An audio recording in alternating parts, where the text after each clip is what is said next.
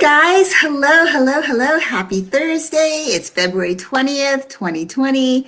Kind of like how those numbers just kind of roll off the tongue. I'm really excited to be here with you guys tonight. Of course, I always come to you live every Thursday at 6:30 p.m. Pacific Standard Time. As promised, I'm here. But I'm super excited because tonight I get the privilege of interviewing a really awesome lady. Just really amazing. I'm just going to quickly, I'm going to send her the link in just a minute because I really want to talk about you first before I invite you on. So I'm going to be interviewing Robyn Eckersley. She's a coach as well. And how I met Robyn, well, I met her at a women's workplace space, I should say. That's really an awesome, that's for another conversation. And maybe Robyn will talk a little bit about that too. But it's a women's workspace here in Las Vegas. And that's where I got to meet her. She's got an amazing light that shines from her. You're going to get to see that for yourselves. Our friendship blossomed. I've known her for, I think it's just over a year and a half, something like that. Robyn, let me know. I'm kind of like a little bit off on the timing, but just amazing lady. She's got great energy and just really friendly and just helpful and supportive. And she's just, you can tell that she's got this great aura about her. This girl also is a true badass through and through. And I mean that in a good way for sure. She is into hiking. I mean, she goes hiking at some really amazing places. She loves to do CrossFit marathons. She's got a great husband and they do these things together. She just seems to do it all. It just seems like that's who she is. And so I'm going to send her the link right now. I'm going to get Robyn to kind of hop on and we'll get started because I'm really super excited for you to get to know her because I'm super blessed to know her. I know there's another member here in the group who knows Robyn as well. And but definitely, I'm really excited for you to get to know her. I think I sent the message to you. Maybe not. Here you go. Try that again. Here we go. So I just sent it to you, Robyn. But yeah, she's a super awesome lady. And I am so excited. Yes, excited. Yes, she is amazing. So this week has been better for me. I don't know if you can tell. I have more energy this week than I did last week. Yeah, last week was tough. It was a tough week for me. I'm not gonna lie. I was going through some stuff. I was going through some shit, some real personal stuff that was kind of getting me down. And I'm feeling a lot better. I started getting some things in place for me to really kind of make me feel good about me. So I'm really excited that I'm in this better space than I was before. And so I'm getting, there's Robyn, she's popped in. So I'm really super excited for you guys to meet her. So without further ado, please help me welcome my very good friend and, as I said, fellow coach, Robyn. Hi, Robyn. Hello, thanks for inviting me. I'm so happy to be here. Oh, thank you so much for agreeing because I so excited. I was really happy to meet you. The first moment I met you, I just knew that you were just someone that I could see like this great light coming off of you, this great energy, that you were someone I wanted to be around. And Oh, that's so sweet. Thank you. Likewise, I think there's something magical. Like when we first met, I was like, you seem like someone I need in my world. Yes. yeah, absolutely. So, as I had told you before, the way I do these interviews is I like to do a few, I call 9 rapid fires. And I like the number 9. So I'm a numbers person. So I love it. I have 9 rapid fire personal life questions. They're real super fun and easy, nothing too personal, nothing too crazy, but just kind of give the viewers a little bit insight of, the type of person that you are. So Cool. are you ready? So ready. Let's do this. Okay, so first question. Describe yourself using 3 words. Oh man. Passionate. Let's see, creative. And let's see, a word. I was gonna say always up for a good time. So fun loving, a hyphenated word. Yeah. Okay. No, that works. Okay. So what's your favorite movie ever? My favorite movie ever is Gladiator. Ooh. Yeah. Is that The because you like the man candy? Sorry. that definitely helps. Yeah, Russell Crowe is pretty easy on the eyes. Yeah. It's honestly, it's the first movie where I felt truly emotionally moved. Like I Oh, felt like a powerful, like, oh my gosh, experience. And that really made an impression on me. Mhm. yeah. No, I love that movie too. And every time if I see it, I might say, "Oh, I'm just going to go and look at it for a second," like if I'm Yeah. watching TV at the time, but then I'll get hooked. Yes. Flipping Yes. again. So, Oh my yeah. gosh. So Okay. good. All right. So, next question: dark chocolate or milk chocolate? Dark chocolate, actually. Yeah, I'm not a Ooh. fan of milk chocolate. Hmm. Okay. I like both. I know dark chocolate's supposed to be better. Hmm. It just depends on the mood I'm in. I think with the milk chocolate, it's just more about how much of a sweet tooth I've got going. So that's why I think Yeah. there's more sugar. It Yeah, could be that's if I'm feeling like a little decadent, then I go for white chocolate, which is, fun ooh. fact, not chocolate at all. But yeah. Yeah, it's not crazy. Okay, if you could have any three people, and it could be dead or alive, over for dinner, who would they be? Oh my gosh. Alicia Keys, Ooh, definitely.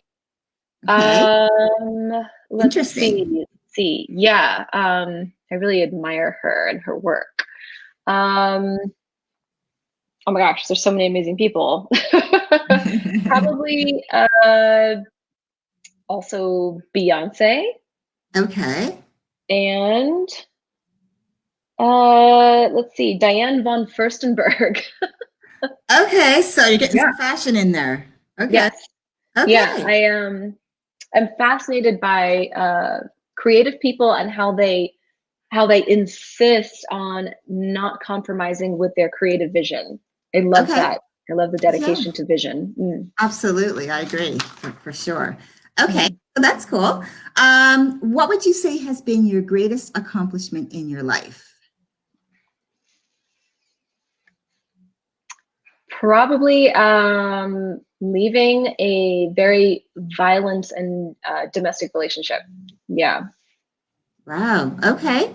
This is Yeah. I don't know, so there you go. I learned. Oh, yeah. Hmm.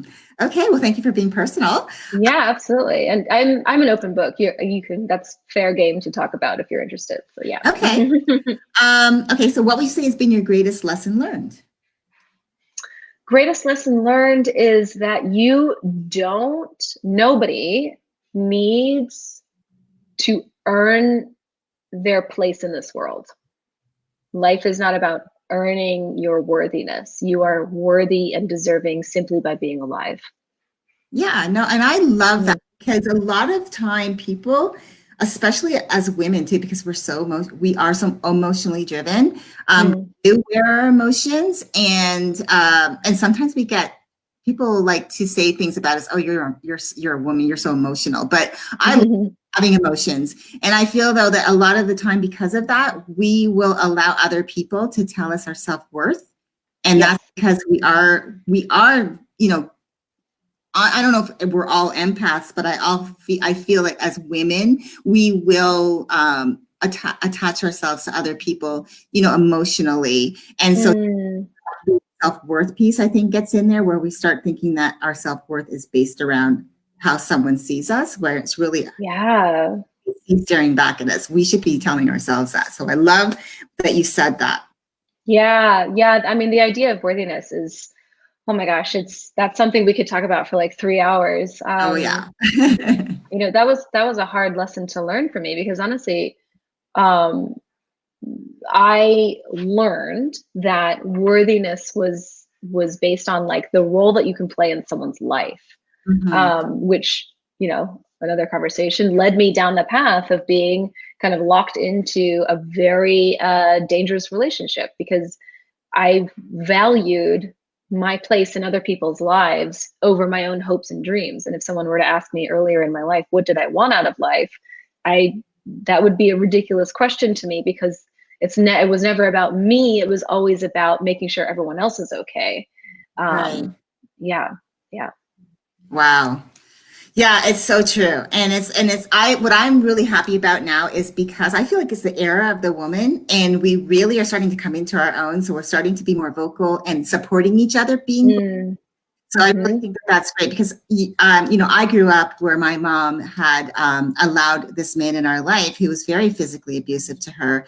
And during the time when I was 8 years old, I had two younger brothers. One was 2 years younger than me, so he was 6, and the other one was 3. So during those Oh my gosh. where we're all forming our own opinions and our personalities and our feelings and how we're going to show up in the world going forward in our lives, we were being shown a side of humanity that was really super scary. And I don't think any child should go through. I don't think any woman should go through that. But for children to actually witness that. So definitely I can appreciate what you're saying, like going through that. A violent domestic relationship can be really super hard.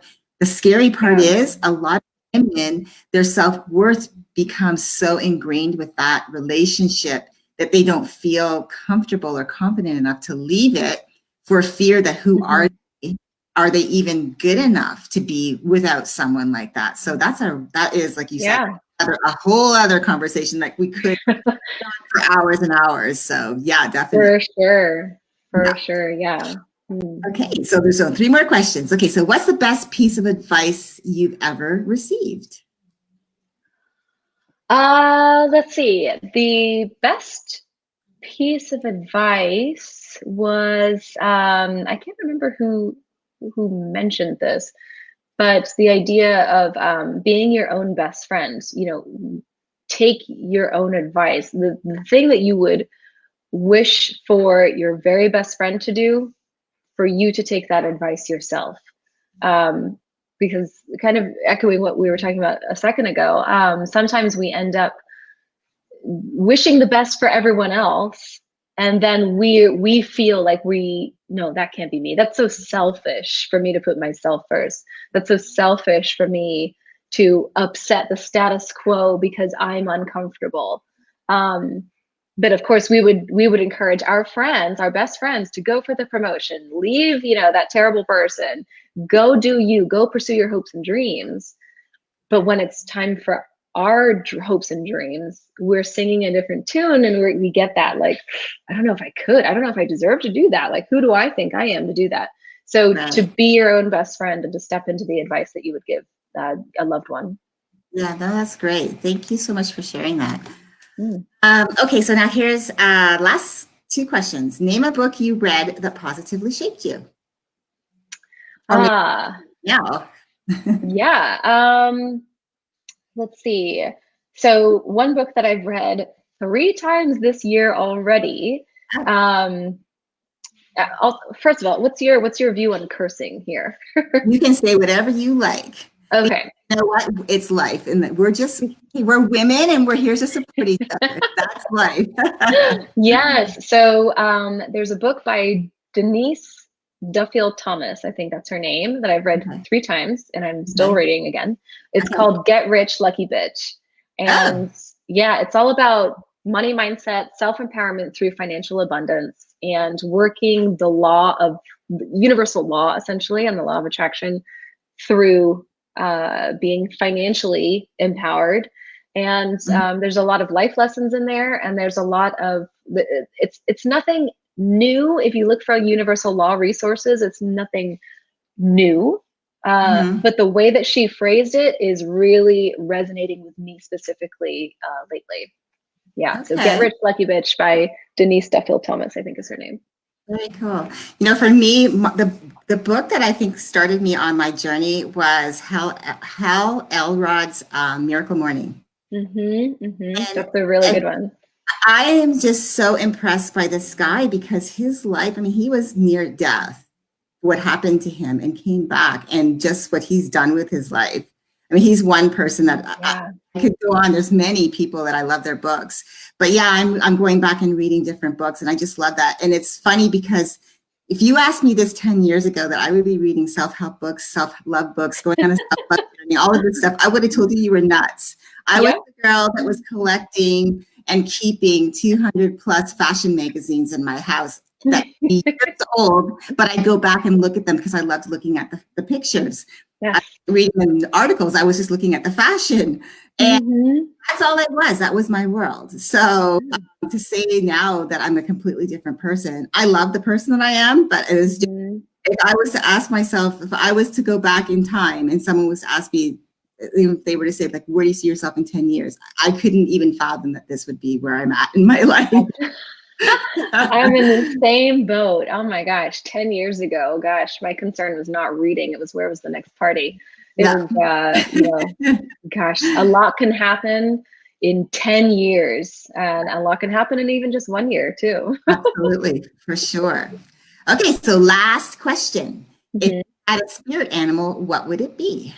Oh my gosh, definitely some kind of large cat like a jaguar or a puma or a cheetah or something. It's funny that you say that. I had someone else on here that I talked to, and that's her. She also it said jaguar, so I just love that. Cats are like, I mean, cats are really special, and I don't have any cats anymore because I used to, but cats are a Mm. really unique thing about them, and it's almost like they're want to be, they want to be with you when they want to be, and it's like, if you're important to them at the time, they'll come and find you, but for the most part they kind of live their own life. They're actually showing you, in a way, showing you what self-dependence, like they're being independent of others and being satisfied with their own space. Yeah. From Yeah. cats, when you think They about it, have you can do a lot. they have no qualms about being very upfront about what they want and what they don't want. Yeah. Well, mine is elephant. I know you can't really see it behind. Uh, Elephant. I love elephants. It's just something about them. If you look into their eyes, it's like, and they look back at you, it's almost like they're peering deeply into your soul. yes. And I just think they're Yes. so beautiful, magnificent. So that's kind of like, I guess, if I could have a spirit animal, that would be mine. Yes. Well, I want to thank you Mm. so much for being gracious and answering my rapid fire questions, because it's nice to Oh, get it's a to know pleasure. someone personally, before you go deep into anything, what you do professionally, because, I like it, gives an open window to others, that might be watching right now or watching it back, that they Yeah. say, okay, well, who's this person? What's she about? Mm. So now we're going to talk about you a little bit more. Okay. I want to ask you to tell us about yourself and how you got involved with what you do and why. Sure.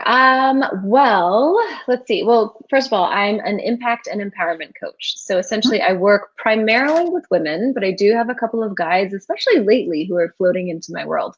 Um, and I work with them primarily around life purpose, fulfillment, and designing and diving into a life that lights you up. So, not settling for mediocrity, not settling for this is good enough for now, really being courageous and walking a path less traveled. Um, that was definitely not where I expected to end up. If you were to ask me as a teenager, what do you want to do with your life? Because this job that I do now did not exist. It wasn't an option, and I didn't know what a coach was. Coaching has been around for a little while. I think it officially came into being in the 70s and then now has become much more mainstream. Mm-hmm. But I was working mostly as a project manager in the tech industry. So I started out in government and military technology on the East Coast, and then I moved to Silicon Valley in the Bay Area. And it was a very externally attractive place to be because the money was great. I was making very close to six figures. There's always something new happening in the world of technology. So it's fast and innovative. And clearly, I like creativity. And at the time, I was working for an organization that still stands for an amazing cause of open source technology, open source internet, open source technology.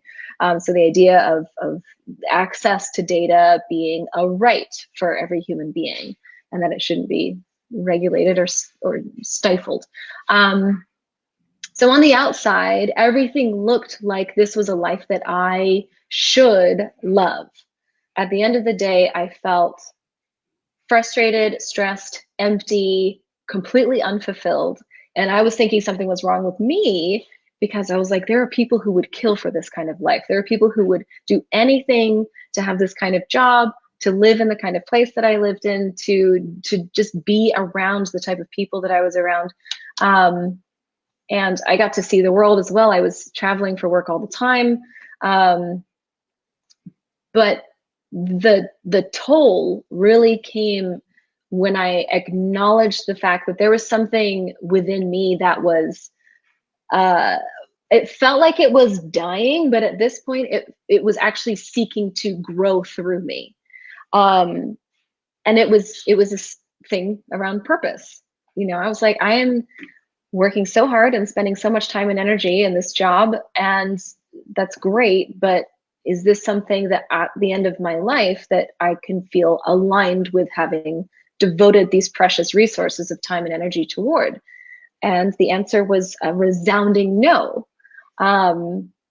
So what happened was I ended up, when I admitted that to myself, that's when I started to see everything through a different lens, saying, this is not me, this is not me, this is not me, instead of, this is work, it's stressful, I'll just show up and, you know, clock in, do my work and clock out, just deal with the daily grind.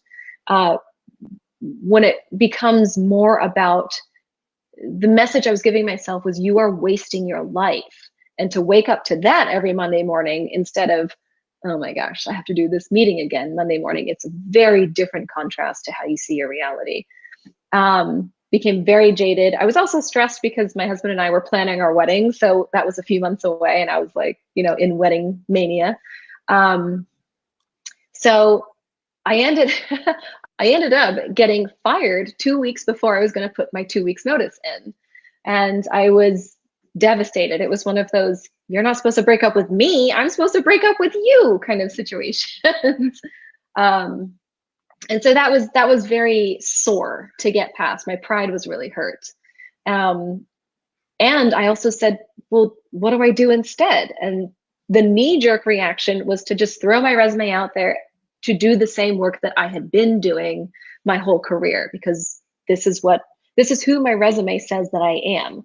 I'm a project manager, I work in tech, just give me another tech project to manage. It doesn't matter who it's with.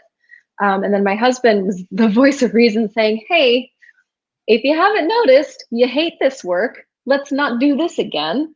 And we had moved to Las Vegas at that point because my husband started working at Zappos. And he was like, you know what, cost of living is way more affordable here than it was in the Bay Area. Let's just relax for a minute. Don't worry about working for now. Just figure out what you want to do. And so I was on that self-exploration, but I also didn't know where to start. I was like, well, what does that mean? And you start to do the traditional things of, well, here are my skills, here are my passions. I'm supposed to find some kind of intersection here and then apply for job titles that match that intersection. What does that even mean? And that didn't really work for me. So I ended up meeting with a life coach here in Vegas by happenstance or maybe divine intervention. And I told her my quandary, and I was like, you know, whatever it is that I do next professionally, it's very, very important to me that it matters and aligns with something that I care deeply about. And we teased that out a little bit. And it went back to that relationship that I referenced during your 9 rapid fire questions. Half of my 20s was spent in a very violent relationship where I tried to leave multiple times and I physically could not. And then the things that were happening in that relationship, statistically, I shouldn't be here talking to you today. I should have been a statistic of one of those women that just ends up being killed by their partners. And I was very cognizant of the fact that because that is kind of an anomaly, there is something amazing there. There's something very powerful there. And I felt a sense of obligation to do something with that. But I didn't know what job titles matched that. And I was like, does that mean I go into therapy? Does that mean I open a women's shelter? I don't know what I'm doing with that. And I teased this out with my coach, and I was also still healing through some resentment and anger issues from that relationship. So I was also very cynical at the time and really short, selling myself short on what I felt capable of doing. She said, it kind of sounds like you want to do what I do. It kind of sounds like you want to be a coach. And I was like, I don't know what a coach is. I don't really know what we're doing here. We're just having a conversation. And she kind of laughed and she was like, just look into these programs. You can go through these and learn the skills of coaching and become certified if you want to. Just check it out. No pressure. Long story short, that set me on a very different path of not only my career venture, but my personal growth. And I, like you said earlier, I'm a very different person today than I was at that time in my life. And I made a point to market specifically toward women around self-empowerment, because it was that spark of realizing that if I don't change something in this horrible cycle of life that I'm in right now, no one's going to change it for me. There had been people who tried to physically get me to leave that situation, and I couldn't, and also I refused. And it has to come, major changes have to come from the individual. And so that's essentially the passion that drives me to support people who are on a path of feeling stuck and at the mercy of things around them in their lives. Yeah. Wow, pretty powerful. Thank you so much for sharing that, because it's so true. And again, it sounded a lot like you were probably living that pattern. Like I was saying, my mom was in that particular type of relationship, and I saw her trying to get away, but always being drawn back. And it's just, and a lot of time people will blame the women, saying, well, why are they staying? But they don't understand there's a whole different thing that's going on here, a whole different dynamic. Yeah. It's hard to understand unless you've been through something or been in the environment. So yeah, I really appreciate that you share that. I mean, it's very personal, but I think that the story is very powerful and can help a lot of women, especially if someone is even in that type of environment today, help them through it, because you've been through it and you've like literally not only gone through the experience, but you've gotten yourself out of that experience, and now you're living this. Yeah. Amazing. Thank you. Thank you for acknowledging that. And the thing is, the complexity of a violent relationship is there. It's very complex. It's never black and white. And what happens mentally with something that translates to people in any kind of circumstance, even if it's not, traumatic and dramatic like that. It was a belief that locked me into staying and accepting this life day after day. And the belief was, this is as good as it's going to get for me. This is how my cards have been dealt. I just get this kind of life, and I don't deserve anything more because I got the luck of the draw. And when you believe that this is it for you, you don't try to go for more because it's not real to you. Right. And, whether it's leaving a violent relationship, or it's the quality of food that you choose to feed yourself, or, the amount of job satisfaction you believe that you deserve. You say, oh, this is as good as it gets. You're supposed to hate your job. You're supposed to be stressed all the time. That becomes your reality. And part of the work that I'm on a mission to do is to help show people that's completely your choice. That reality is a decision that you get to make, and helping people kind of get back in the driver's seat of their own lives. So it's clearly something I'm very, very fired up about. But yeah, no, that's great. Yeah, so actually it's great because it segues into the next question, which was, because you talked a little bit about it, is managing stress. So because, you've had different things happen in your life, and your why is really powerful, of why you do what you do, what area you've chosen to really kind of hone in on. How do you manage your own stress in your life? What are some of the things that you do that help you get through certain stresses? Because stress is a reality, and it's thing is never going to happen. It's not like stress is going to be something that is a cured thing, and then you'll never have stress again. It's always going to be part of your life, regardless. So, oh my gosh. Can So you how do you, imagine? yeah, it would be nice, Yeah. but I sometimes think that stress can actually drive you. It can be a positive thing, but I think for the most part, stress can be very debilitating. And so I was just Yeah. wondering, how do you manage your stress? Yeah. And you're so true. That's such an important point that stress is not something to be cured. It is, if you think of life as a metaphorical road trip, stress is one of the people who's on that road trip with you. They're in your car with you. Mm-hmm. So you might as well make nice with them and make this, as great a trip as possible. Um, so I manage my stress a couple of different ways, primarily through sticking to my fitness regimen. So Mm-hmm. I do CrossFit 4 times a week. And then on my off days, I generally run a couple of miles a day because mainly I don't like running, but mainly because my husband and I are doing a half marathon in April. Oh, Um, nice. yeah, and our training at CrossFit is a little bit more intense than it would normally be because we are training for Mm-hmm. a big hike in the Grand Canyon. That's very strenuous. And part of our part of our part of my stress management, fitness is a very important part of my life. And so having targets within that area of my life that I can channel energy productively toward is huge. The biggest source of stress in my life is um, I'm in a very exciting space of bringing my business, my private coaching practice to the next level and reaching more people and reaching like a lot of people very soon. And I've now become the chief learning officer at a consulting agency in San Francisco. So, being an executive at a new company as well as running your own company, there's a lot to think about at any given time. And so prioritizing my fitness regimen is a huge one. And then Mm-hmm. secondly, really looking at the stress. Why am I getting overwhelmed right now?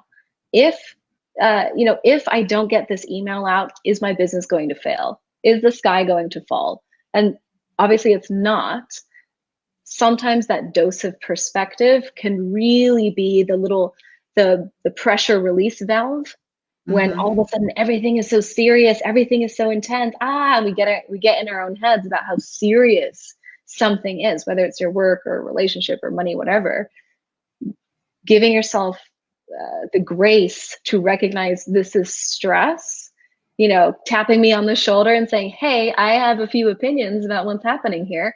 And then making time to say, okay, stress, what's actually going on here? What are you actually afraid of? Are you afraid of your business failing?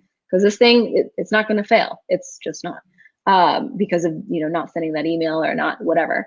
Um, are you worried about, for some people, maybe, are you worried about, disconnecting from your partner and saying, okay, just because we don't have date night every week, that means we're just going to be doomed as a couple?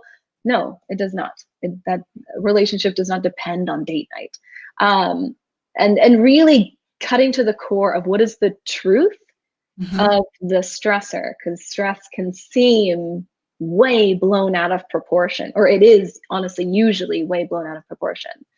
There are certain circumstances where, for example, my parents are getting a little bit older, so I'm thinking about, their health and stepping in and making sure that I spend a lot of quality time with them and support them however I can. So that is a source of stress for me.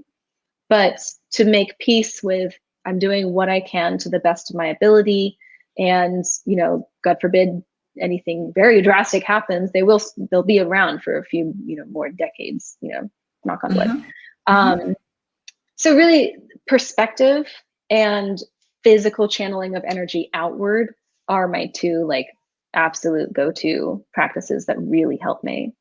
And that's good. And you touched on something which is really funny. I used to go to the Calvary Chapel in Fort Lauderdale when my husband and I Mhm. were in Florida, and I still tune in on Sunday to hear because I love just their message. And Mhm. the last week they were talking about it, kind of just made me think about what you were saying. It's the series of so what, because like you said, like if date night doesn't happen, so what? It doesn't mean that your relationship's going to end. Yeah. If you don't get the email out, your business is not going to fail. Like, so what? That's not, your business isn't going to fail. So it's really having the so what, the so what conversation with yourself. Mm-hmm. Is it really that big that you're making it out to be? Because a lot of the time, and again, and it's understandable because when you're in it, it can seem so much more bigger than what it really is. Yeah. And so I always like to say one of my things that was really important for me is having a good circle of women that I can turn to when I'm feeling in that moment where I just can't get myself out of the feeling that it's bigger than it is. And so we'll reach out to someone that I trust, that I can say, hey, I'm in it and I need to help me through this so that I can get myself back. You know, I have a really good did that. She helped me just this past week because I had a rough week last week, and she helped me take I felt like I told her, I said, you're having just you to talk to for just these few, like, I think we talked for about a half hour. I released the pressure. It released the pressure off my chest that I felt. And it's a real thing. Like, it can be if you allow it to get bigger than it needs to be, and just have circle of friends for me has been really super powerful, that if I need someone, that person to lean on, that I can do that, and that vice versa if they need me. So yeah, I love that, the fitness thing. And like I said, guys, in the beginning of before she got hopped on, she is a real true badass. I went to your Instagram page and saw what you were deadlifting. I was like, oh my gosh, was it called, the snatch? I don't know what you were doing, but holy crap. I don't know. I've been scared to work out with you, and I love going to the gym. I don't know, you scare me. Well, I saw your Spartan shirt. I'm a fellow Spartan too. I did the Spartan race last year, and I'm thinking about doing it this year. Oh, awesome! Yeah, no, it's so cool. But I just love what you do. Like, you're just your whole fitness thing. I've said that I wanted to go out with you, but I think I'm a little bit intimidated because I see as I see where you've gone, like both you and your husband, the things that you do, where you go hiking, that picture of you where you're like overlooking, I don't know, there's this, is it the Grand Canyon? I don't know where you are, but you're somewhere. Potentially. We do a lot of camping and a lot of hiking. It's amazing. So yeah, it's very cool. Well, yeah, please. I mean, we love people tagging along, so we'll let you know our next travels. We have something like 6 camping trips already booked, and something before we move on, I definitely wanted to make a note that while fortunately for where I am in my life and my business, there is, on the perspective dose does the trick for relieving the stress, because honestly, the things that I am concerned about these days are not business breaking, they're not life breaking. But for those people, there might be someone watching where they are in quite serious circumstances, or the stakes are much higher for them. So maybe it's health, maybe it's relationship, whatever. That your source of stress relief as well, reaching for support and asking for support. If you recognize that, hey, my situation could really be made a lot easier and a lot less intense if I have the right resources around me. So if it's a circle of friends, if it's professional services, if it's emergency services, a lot of what kept me in my ridiculous relationship in my 20s was I was too proud to ask for help, and I thought I had to muscle through it and suck it up myself. And we, for some reason, human beings, we have a habit of suffering way more than we have to. So for those people who are out there who, if their stressors are not solved by a dose of perspective, then please definitely reach for the resources that can help make life easier for you. You don't have to make it harder than it has to be. Absolutely. And like I was saying earlier, especially now, because women are, not only do we have our voice, that we're starting to listen to each other, but we're also starting to not only listen, but to support each other, being publicly vocal and supporting each other. I really think that's amazing. And I think it's also a good way for us to show the men in our lives what we need, so that we can have really good relationships with the men in our lives. You know, it's Yeah. just about us being heard, but it's about us being heard, but also for them to hear us in a way that is, they understand what we need, but we also understand that we can't just expect them to get it, right? Right. No, No they're not mind in here readers. with us. And so, and of course, you know, a lot of the time we do, we think that, we think that we have to, uh, do things on our own, like you were saying. I used to be one that would isolate myself. Like if things would start going bad for me, I'd disappear and I wouldn't talk to any of my friends or my family. And that's not my MO anymore. So I agree with you. If you're ever going through something right now, don't go it alone. There are people out there that's why, coaches like us, that's what we do. We support the Exactly. women that are in those spaces that maybe just need, an outside voice to say, hey, it's not going to be hard if you just kind of let's talk about it and let's see how we can get you through this and we'll do it together. You have the support. That's really helpful. It's very powerful when you can have support through someone else, right? Completely. Yeah. Yeah. So, well, thank you so much. So now, this part here, I want to talk about what you've got coming up because I really know that you've got. Well, I know you've got something that you had just your first one. I just finished watching, which is really. So I really want you to talk about it because I think this is something really great that the ladies really would be, I think, great for them to be able to have access to. So if you want to talk about what you've got going on. Awesome. Yeah, absolutely. Thank you. So I've finally, I finally launched a YouTube channel, and it is called Own This Life TV. I'm rebranding my Robyn Eckersley coaching as Own This Life Coaching. And I release new episodes every Thursday at 9 a.m. Pacific time. And every episode is around a topic that has to do with self-empowerment and motivation. And the idea that you have an opportunity to not only design a life that lights you up, but also I give you the tools to help you get into it as well. It's one thing for us to dream and throw the vision boards together. It's another thing to put, the rubber to the road and make that thing come through you and make that thing come alive, right? So essentially I put together videos that just take a small little tidbit of what that is so that people can implement these bite-sized tips and insights and tools into their life to start, if they're looking for it, to start changing the trajectory of their life path. So I'm super pumped about that. I'm also in the next month or so launching a new course. Oh, hi, Kitty. Launching a new course and community called the Confidence Collaborative. I've been receiving a lot of messages from people who follow me on social media, from my clients, from people who are just in my world, that they could really use a lot of help and would like a lot of help around self-confidence. And self-confidence, funny enough, while I primarily work with life purpose and empowerment and fulfillment, the language that my clients use to get into that space is around, I wish I was more confident. Confidence comes from these ideas of I'm clear about my purpose, I'm clear about what kind of life that I want, and that confidence kind of naturally comes out. So I'm launching a course called the Confidence Collaborative in the next few weeks. So you can stay tuned for that, and people can email me to get on the newsletter to be notified of when that's available. Awesome. No, that's great. I just love that because I feel like, and this is the reason why I like bringing on coaches like yourself.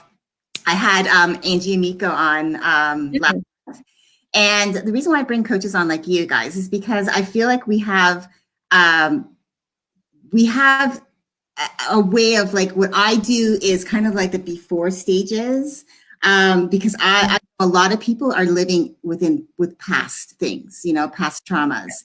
And when you can go back and deal with that, and because a lot of the time we think that we've dealt with something, I know I've been there. You think you've dealt with something and it shows its ugly face when it wants to, and you think, and you don't even realize that the reason why you're reacting or the reason why these emotions keep coming up is because you really haven't dealt with that thing. And that thing started way back. Whenever it happened, people will say, well, yeah, why does it always have to go back to past life? Because that's just life. When we're younger, we weren't mature enough to deal with those emotions, to understand those things. And those things came with us, even if they were repressed for a long time. And once you get older, that starts to come out because you start going through life and life happens. Then you have to realize, oh, this is coming in. This is coming in. This is because it was something from the past. So that's what I do, is I help you with the before stuff. So you can get ready to become with the stuff that, okay, you're dealing with now going forward. Maybe it's not having the confidence to step forward now, which is what I fully feel like that's where you are so powerful. You get people thinking, okay, you're now present. What are you looking at in the future? And the future is yours.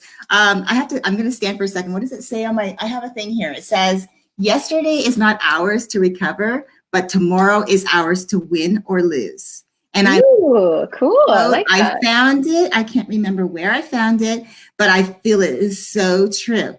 So like we decide, like you say, it's a decision we make. And it's usually, like you said, around confidence and being confident enough that, and I use these two people I feel live inside of each of us. It's our inner villain and our inner hero.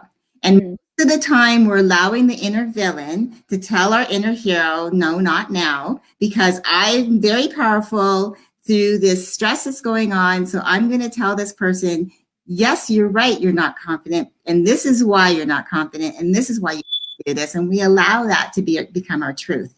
That's why I like to deal with the inner hero and the inner villain through my, back through the past to break the cycle of the past, to bring people to the present so that they can move on and work with coaches like yourself and Angie and that. So I love having people like you on, and it's amazing. So last but not least, how I guess they can reach you on social media? How can they find you? You want to so primarily it would be through Instagram or Facebook. On Instagram, I am at robyn.coach, and it's Robyn with a Y. Robyn Eckersley Coaching on Facebook. And also I have the Own This Life Goal Getters Facebook, which essentially is for people who are setting goals and want some accountability and a community to support them in that pursuit. The Own This Life Goal Getters Facebook is free, and they're more willing to join and come hang out with us. If you want to email me directly, if you have questions about anything that I've talked about today, or want to know a little bit more about the very convoluted life path that I have walked, you can email me at robyn@robyn.coach, and all those Robins are with a Y. Awesome. No, that's amazing. I really appreciate you coming on today. I know that you're busy, you've got a lot going on, but I really appreciate that because it's just so nice to get someone else's perspective on how, especially because we're in this journey together. Like this is a lot of people and really like, why we do what we do. And this is nice to have someone else come in and say, oh, okay, so this is the passion behind it and the reasoning behind it. Yeah. Why is so powerful. And again, it's knowing what your why is, regardless of your why, whether you want, like you said, you want to be confident. There's a big why behind your not feeling your confidence. There's a big why behind your allowing your stress in your life to manage how you emotionally respond to things that happen in your life. And it's all part of it comes from past events, but sometimes it is through being confident now that you're good in your own skin today, but you still don't have the confidence to move forward. And I think part of that too is with women, we've actually now started realizing we do have power. We have power in numbers. We are worthy of more. And especially because they say it's a man's world. And it has been a man's world. Like the perspective has been men's perspective around how women should ask for raises or ask for jobs. they go to interviews, when they go for it, tapping into their masculine energy without it. When they do that, then people say, well, they call them a bitch. Whereas a man might tap into his feminine energy and be very emotional, and they just say he's passionate, which is really unfair. So it's really good that women today, I feel like it's an era of women, and we're supporting each other around this. And I just think that it's so nice to have people like you in the world. I'm so excited. I'm so glad to have met you. If you guys have ever those of you who are local to Vegas, I know you're still down at Bloom. You still? Yes. Yeah. So, if you ever get a chance to go down to Bloom, it's downtown Las Vegas, drop in and say hello to Robyn, because by like that aura, it just kind of goes off of her. Yeah, I love it there. Yeah. Please stop by.